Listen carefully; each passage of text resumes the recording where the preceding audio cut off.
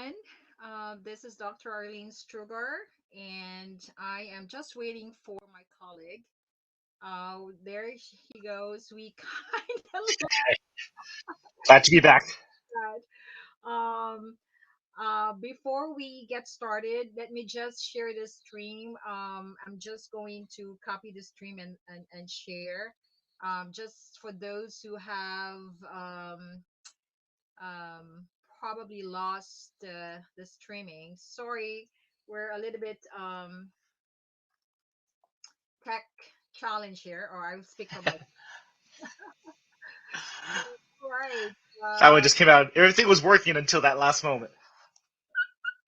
it was so funny. But anyhow, thank you so much.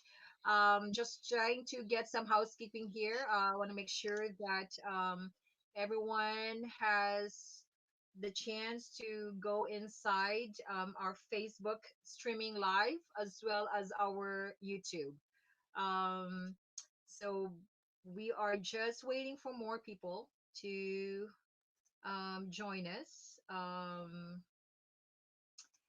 Let me just get this going.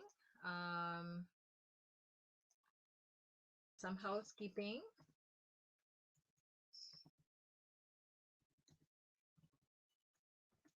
All right, there are people who are asking and getting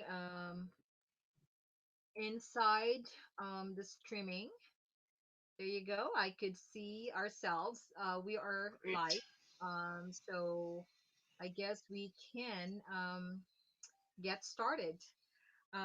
It is my honor, and I'm very excited to have my colleague.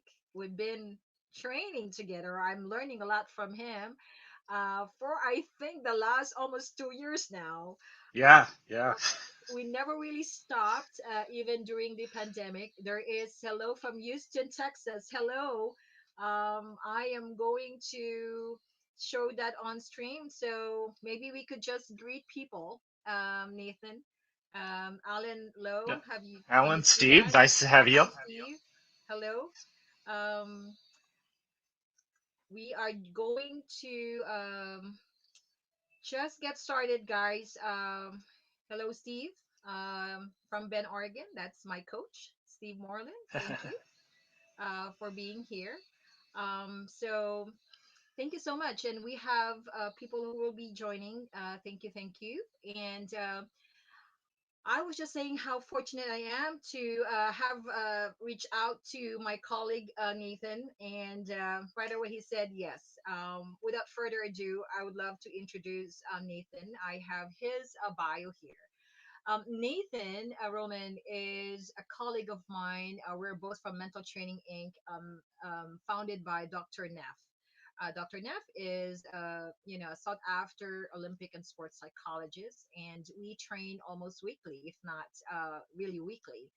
Nathan uses fundamental mental skills to work with athletes, performing artists, and business persons to enhance their performance. His breadth of knowledge in various areas of performance allows him to instill fundamental mental skills to help you perform at a higher level. His person centered, holistic approach has allowed him to work with elite U16 hockey players to D1 varsity athletes, singer, songwriters, and managers, trainers of a Forbes top 50 small businesses, with his clients being highly satisfied. He also has taught and published at the university level of subjects like health psychology and sports psychology. Nathan is based in LA, is a proud UCLA alum, and earned his master's in sports psychology from Michigan State University. Though his main sports are basketball and tennis, Nathan enjoys working with those who want to excel at their craft. Nathan is based, as I've said, in Los Angeles, and provides services in person as well as globally via Zoom. That's a very impressive bio there. We have people from the Philippines. Good morning, Joanna. Morning. We are waiting for others as well. Thank you for spending your Friday evening with us. So, Nathan, without further ado, let's address the pink elephant in the room, which is what is sports psychology and what is mental toughness training? Yeah, how I like to describe it is we help performers from athletes to performing artists on how thoughts affect performance and then show them how their thoughts affect their performance. And we coach them up in that. Kind of like how if you want to lose weight, you get a personal trainer, strength and conditioning coach. I like to see us as the strength and conditioning coach for the mind. Your body wants to get stronger. Your body wants to get faster, get better at whatever it is you're trying to get good at. But it takes your mind to get there. So how do we coach that up? And it's through the mental skills that we have through our craft. And so being able to apply sports psychology, whether it's your sport, whether it's acting, whether it's in business, or even just day-to-day life, these are important skills and tools that we all have some kind of familiarity with, but we really do need somebody to help bring that awareness and coach up those skills itself. Oh, absolutely. Hello, Victoria from Colorado Springs. Very good friend of mine, Victoria. So, maybe we could demystify what is a myth. Let's say that can mental toughness be taught? Yes, most definitely. How you want to define mental toughness as, somebody that could endure stressful situations, somebody who's able to just like laugh in the face of danger, whatever you want to describe it as. There are skills that could build it up, and even if you don't think you could teach, that kind of grit or that kind of just toughness, that's more of the myth than anything else. There's different levels. People start off at different places, but as a mental skills trainer like us, our job is to help see where you want to go, find out what are the goals that you have, where are you at with that, as well as the mental skills that you currently have. And we coach you up in that and, coach you along the way, just like somebody that would teach you how to play better basketball, better dribbling skills, better shooting form, better, X's and O's. We do that for the mind. How do we understand, what is concerted effort? What does focus look like? How do we goal set so that we know what we need to work on, what we can control, and etc. Yeah. Awesome, great. When we say mental toughness, does everyone have the skills to do that, or is it only by training? Or I know we have our test at the Mental Training Inc. when it comes to assessing mental toughness. Are you Mm-hmm. mentally tough? And later on, I'll show our website. But why why would I, someone like me who probably just want to lose weight and get back on my wellness for 2022 or even before the year ends, why will I actually start looking into my mental toughness and mental training where I could just be maybe physically trained and go to the gym? Right. Because as we've all seen at some point in our lives, we may want to do something or not want to do something. At the same time, we may not execute that because, you know, if I if I spent 7 years in Boston, I love running in the mornings, but there's a period between December to about March where even though I woke up at 5:30 and I wanted to get out, I never got out from under the covers because I was just so cold.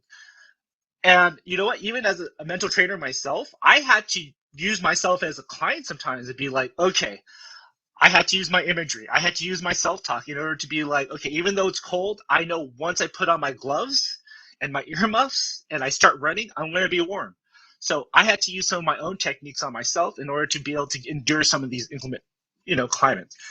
So there's various obstacles that we all encounter on a day-to-day basis, but do we have the tools to be able to attack that? Because it's never, you can't have ideals. You can't have no obstacles. Rarely does that happen. So instead of thinking, how do I get rid of the obstacles? The idea is, how do I tackle the obstacles? And the mental skills that we teach, the mental skills that we coach up, give you those tools to be able to say, okay, I know what these obstacles are. Now I know how to get around it, get over it, etc. Very cool. So the tools and the Yeah. resources that we teach are all obviously borrowed and grounded from neuroscience, from brain science, from Yep. psychology, right? So these Yep. are Correct. proven skill sets and grounded by evidence-based research. So without further Correct. ado, where do we start when we are looking into being mentally tough? Well, for example, let me just get an example. If I want to be maybe start being healthier, and Hmm. I know that it's December 18 in the Philippines and in Asia, for example. I want to be able to kind of like focus. And I know we Hmm. have some focus theories and goal setting that is a precursor for Right. the next set of teachings that we'll do. Tell us more about that.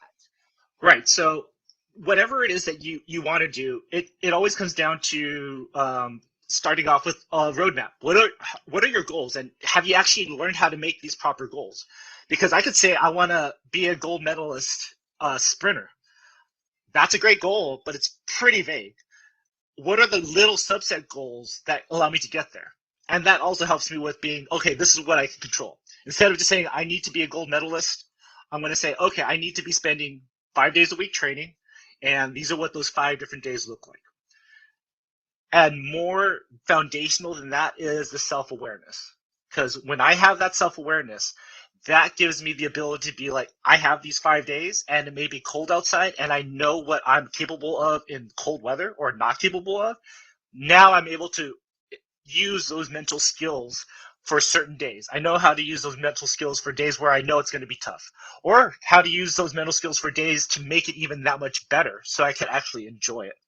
So being able to start off with what your goals are, doing proper goal setting, but also having the self-awareness to be like, okay, this when I make these goals, I kind of have an idea of what I'm going to be encountering and how do I engage accordingly.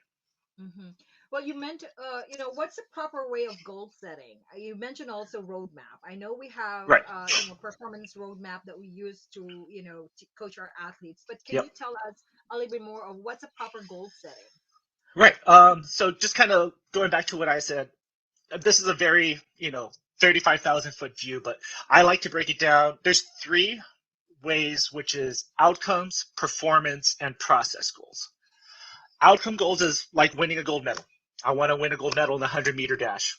Great. That's an awesome one. The performance goals is I want to be able to run, you know, 10 seconds in that span. The first one is not totally in your control. It's a great one. You can work towards it, but not in your control. The performance goals, running 10 seconds, a little bit more in your control. You have an idea of like, this is my marker and this is what I'm going to be working towards. But it's this third one that is really crucial to have to get to those, which is your process goals. And this is what you have total control over, because the process goal says, in order for me to run 10 seconds, which is probably my best time I ever did, I'm going to need to spend 3 days on the track. And in those 3 days, I'm running these kinds of intervals. And then the other 2 days of the week, I'm in the strength room and conditioning room, and I'm lifting, I'm doing squats, and I have this kind of regimen set up so that I could follow it as a prescription.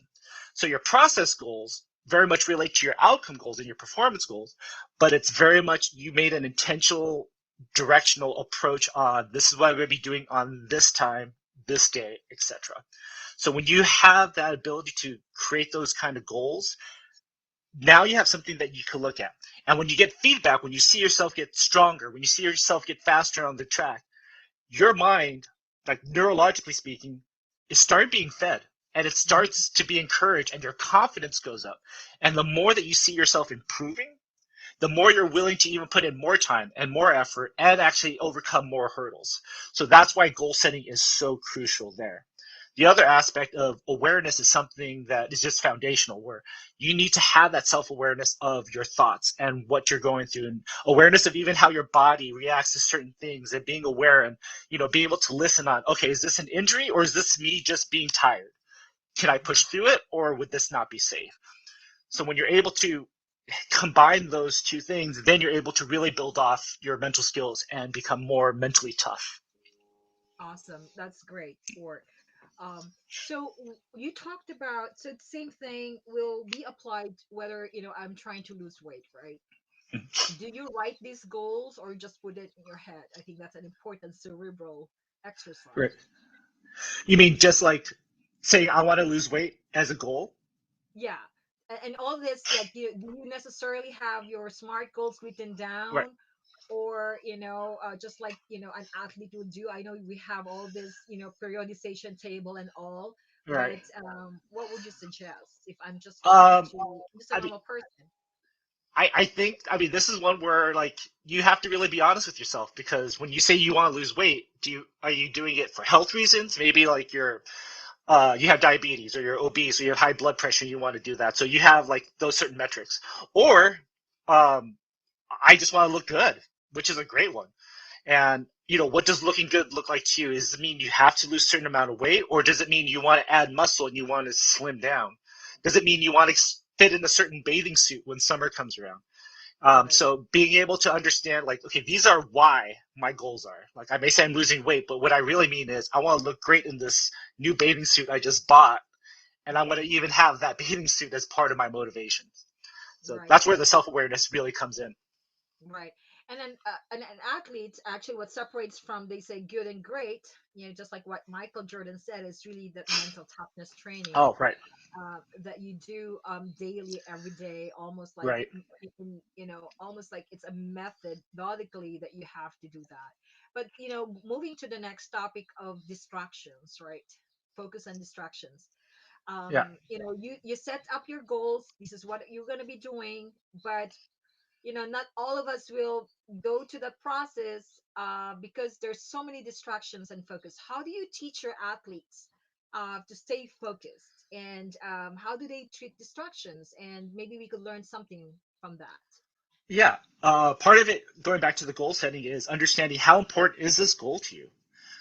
Are you willing to say, okay, this goal is so important that if something comes up, unless it's like life or death, or certain aspects of my life that I know I can't say no to, I'm willing to say no so I could focus on this. Because when you have that awareness and that clarity, then when you use other mental skills like visualization, you can start visualizing, like, okay, this is a distraction that might come up. I know I'm going to go to see certain friends and they might want to party hard, but that partying might actually impact my training. So if I still want to see them, how am I going to interact with them so I could both see them but not get so partied out that I hurt myself?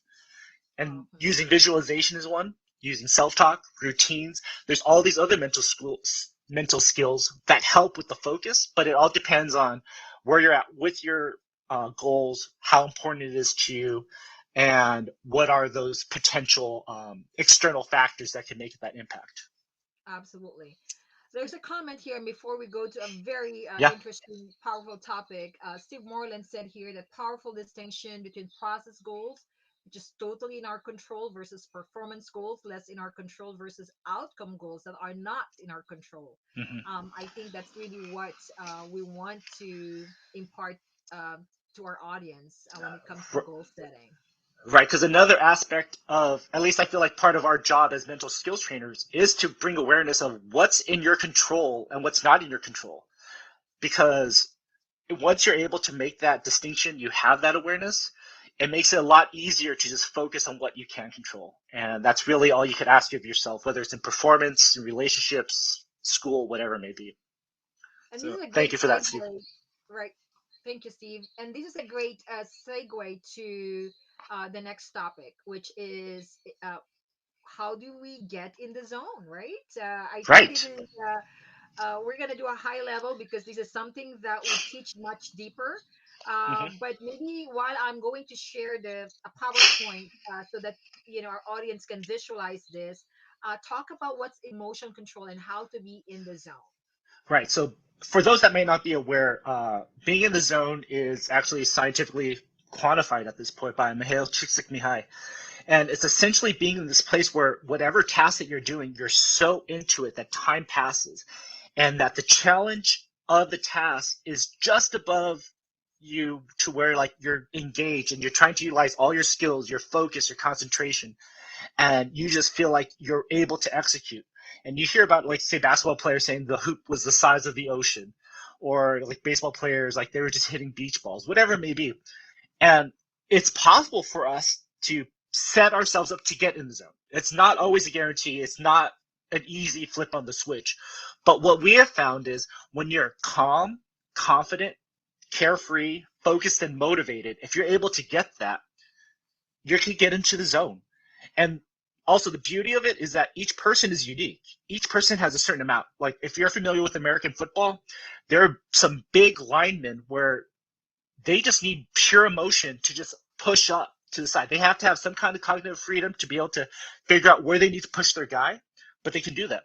But the quarterback, he doesn't need as much emotion because he needs to focus. He needs to see how the plays unfolding. And so for him, he can't be as amped up as his lineman. He has to be a little bit more calm, but the ability to read the situation. So they could both be in the zone, but it's a totally different recipe for both. Mm-hmm. But there are some common things that we could start becoming aware of what getting in the zone is for us. And Mm-hmm. so just like Dr. Arlene was saying, she's going to bring up our emotion Okay. wheel. Yeah, All and right. so our Emotion will. emotion Fine. wheel is a model that we could use. It's not necessarily like, gospel where it totally has to look like this and it falls like this, but this gives us an idea of how we operate within performance. And when we Mm-hmm. understand this and we start becoming more aware, we can start being able to figure out, okay, what works best for us so that we can get into the zone. Mm-hmm. So first off, do you want to go ahead? Yep. There you go. Sweet. So you could, so I don't know if you could see this, but there's a wheel in the middle, and outside are all these external factors, and it goes A through E. So the first box is A, and that's the situation. So that's your competition, that's your performance. You're giving a speech, you're doing a presentation, you're on the stage performing, whatever it may be. That's the situation. Now, as the situation unfolds, there are certain things that your mind starts to develop. You could be totally in the moment and in the zone. You're executing perfectly because you prepared so well. And that's a key thing. Your preparation will directly lead into how well your performance might be. So if you're performing and you're rehearsing, you're doing that well beforehand, that is what you need to do. Because then that means that you have the best chance to actually be in the zone and succeed. So that's your Mm-hmm. situation. Okay. In B, this is what happens to a lot of us. Sometimes future thoughts come in. And what that means is that these future thoughts might be like in basketball, like, oh my gosh, is this guy going to block my shot? Or am I going to get the ball stolen? Or in a performance is, well, am I going to remember my lines? Am I going to get laughed at, even though this is a very serious thing for me, etc. And when these future thoughts start creeping in, they can lead to C, which is a nervous emotion. So when these thoughts come in, that's one thing. Then the emotion starts getting attached to it. And the thing is, it might not even be bad thoughts too. It might be like, I can't wait to sink this 3-pointer. I can't wait to kill it with this solo. I can't wait to kill it with this presentation. The nervous emotion or the emotion that could come could be nervous. It could be like, oh my gosh, what if I don't execute? Then that could lead to next errors and poor decisions. And when that happens, the errors and poor decisions can lead to past thoughts thinking, oh, here I go again. Oh my gosh, this is always happens when the big moment comes. And from there, that then leads to angry emotions. And so the angry emotions will get you frustrated, sad, depressed, makes you want to quit. Now, all of these could happen.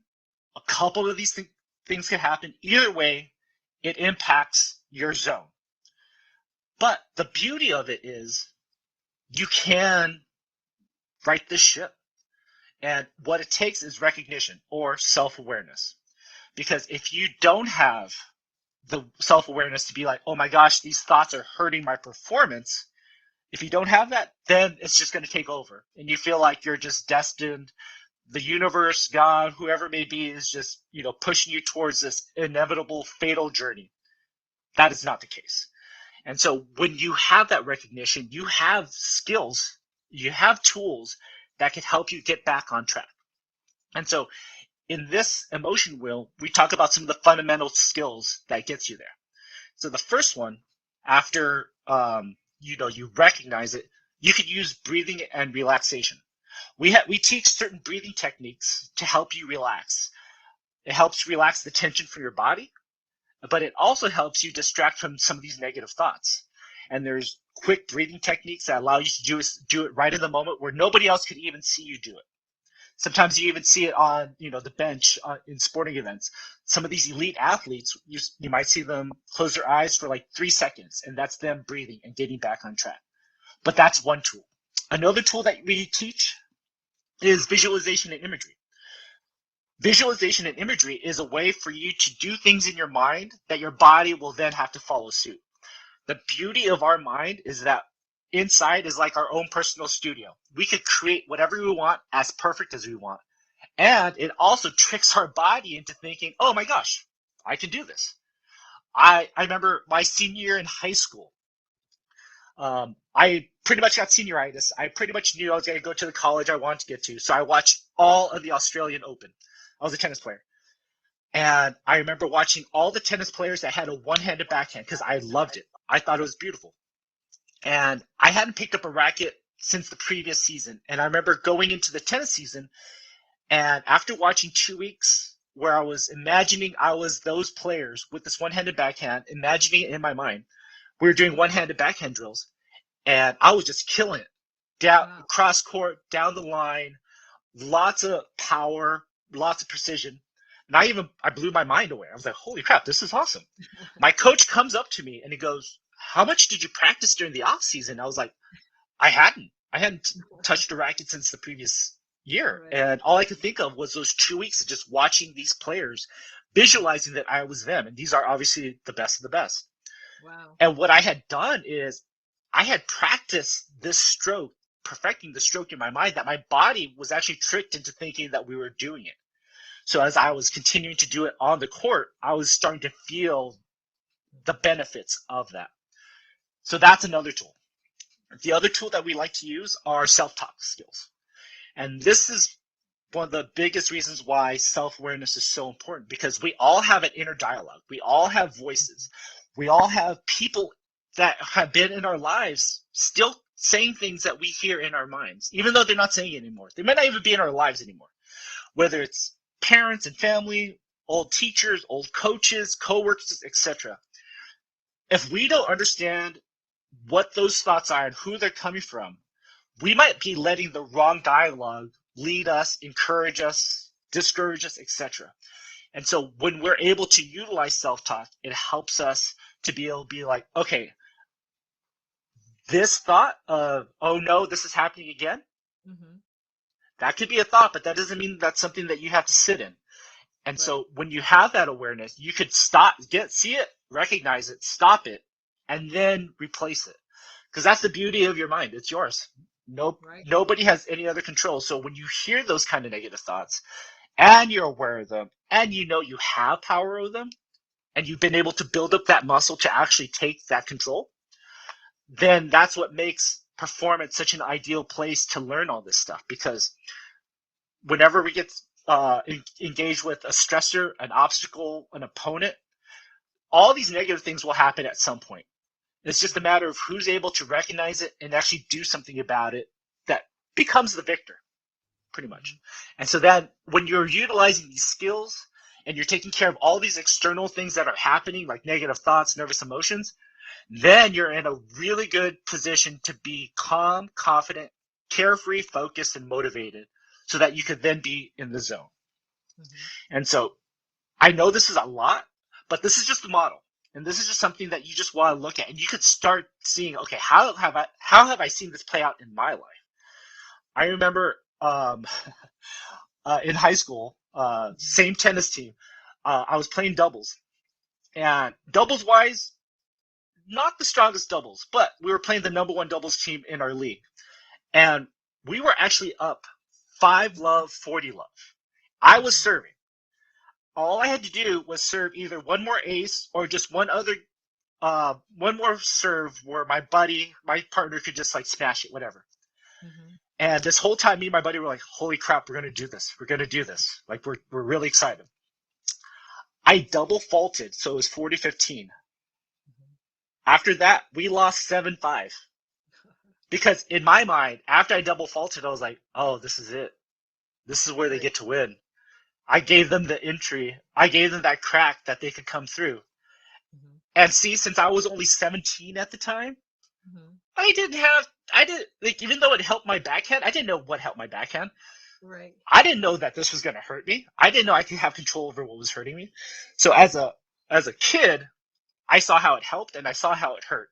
So as I got to college and I was very fortunate to be able to work with a really good sports psychologist, I was like, oh, this is why. Mm-hmm. This is why this happened, and this is why I performed the way I did.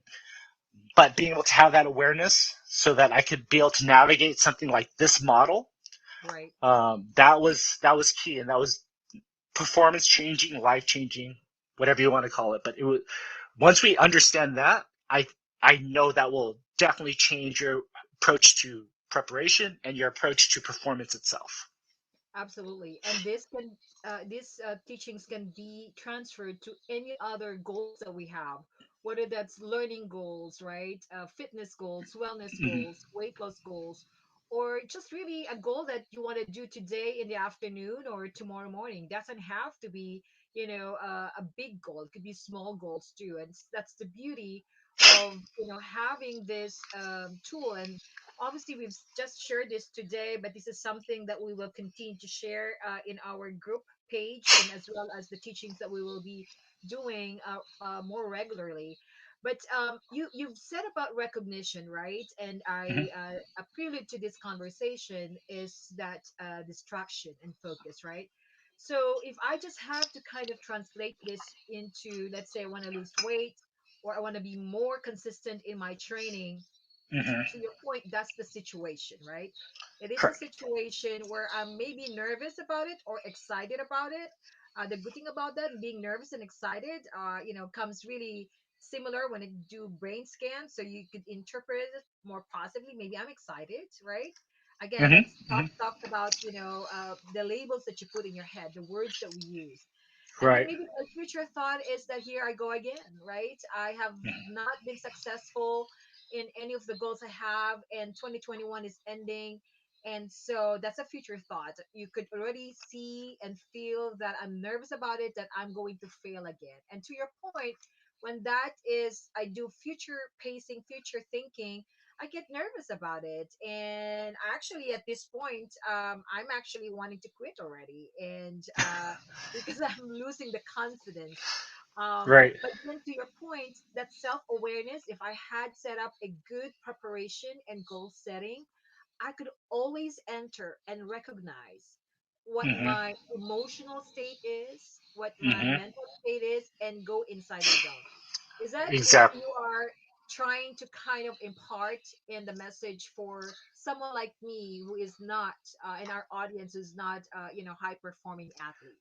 Right, because I think no matter what we do, but it's just great that we have a vehicle like sports to really just hit this home. But the cornerstone is self-awareness, because if you at least have self-awareness, you at least have the ability to be aware of what you can and can control, Mhm. and then you then have the ability to choose how do you want to act. For me, that's all I really want to at least get down to at the very nuts and bolts of it, because if you at least feel like you had a choice, you made the choice yourself. If you want to choose to get back into your weight loss regimen, great.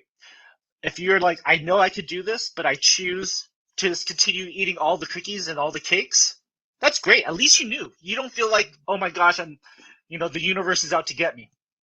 And so with mental skills, that's why I hit home. We have certain exercises to develop self-awareness, like the gap exercise and journaling and the such. And that's why I like hitting those home, because I just want to at least give you that choice. It's your Right. choice to then say yes or no, continue on, or make a detour, just give up altogether. That's fine. But I just want to make sure that you have that choice. Okay.